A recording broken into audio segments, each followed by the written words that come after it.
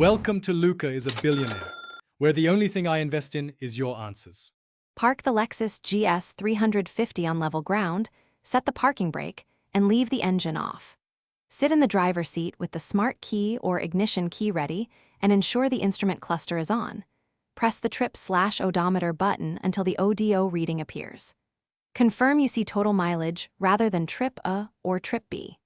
This preparation makes the reset reliable and prevents accidental steering or movement during the procedure, ensuring safety while you perform the maintenance light reset.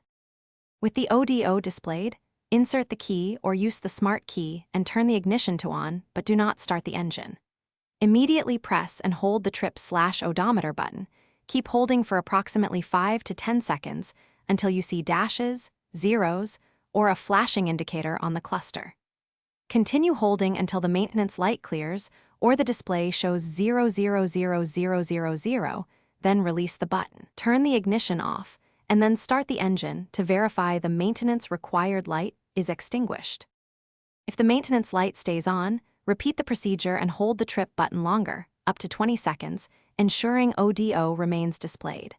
Verify you did not use trip A or trip B, because only the ODO mode triggers the maintenance reset.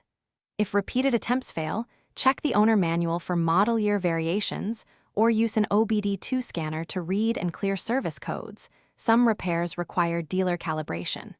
Finally, drive briefly and recheck the cluster to confirm the maintenance required light stays off. Thanks for watching and please subscribe. It's the best investment you'll ever make.